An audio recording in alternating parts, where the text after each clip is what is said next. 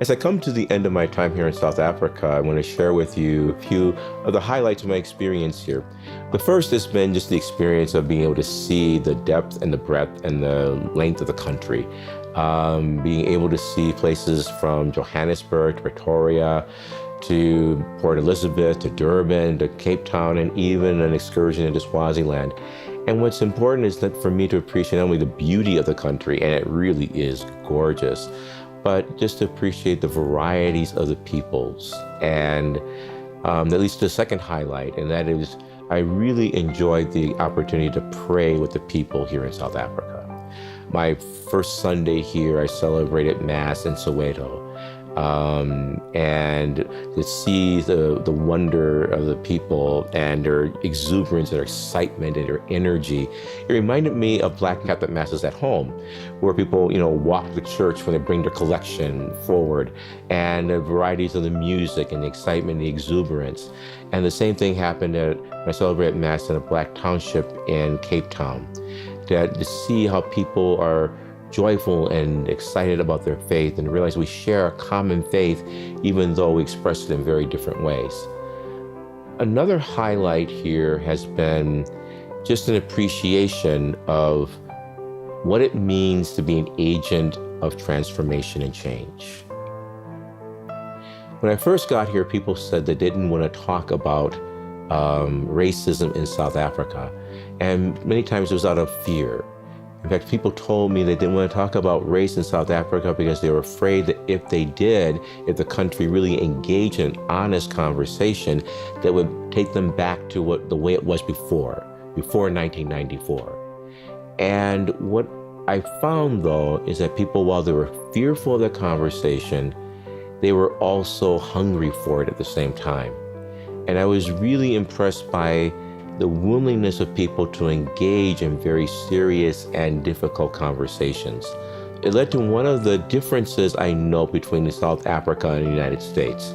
There are great similarities that we have in terms of our racial histories and our current racial dynamics, but at least in South Africa, you have a problem and you're willing to talk about it.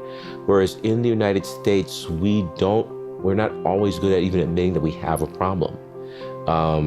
We can't even talk about whether Donald Trump is a racist, or even if he's having racist policies. It's that the third rail, that's an expression we use about an electrified subway line, that you just don't go there. So I'm very impressed with the openness in South Africa to at least admit that you have a problem. Another highlight for me was when I could engage the bishops of South Africa. I think by my count, I must have engaged at least 1/3 of the Bishops' Conference. And that again marked a difference from the United States, where bishops wouldn't take the time to really learn about the issue of racism. So the idea of being able to sit with bishops and to sit with them in very informal ways and have a give and take and a dialogue with them, that was a highlight. And it showed me that even though they have perhaps their limitations at times, that they have an openness to engage the issue and a willingness to learn and to be in the audience as learners. And that's something you don't always see in those who lead us in the role of bishop. So that's a highlight for me. The last two highlights are more personal. Being here in South Africa has deepened my own commitment to this ministry. It's deepened my own vocation. Sometimes when I talk about race, especially in the United States, it can be very isolating and very lonely. Sometimes you do this work and you wonder, does it make a difference? And my month here has taught me that this work is worthwhile, it's worth it, and there are people who were hungry for it and appreciate it. And so the blessing I take with me as I go back home is I'm doing the right thing. This is what God wants me to do. And that's a tremendous grace that I can't ever be thankful enough for. The last highlight was not really a highlight of my visit, it's an impression and a hope for the people of South Africa.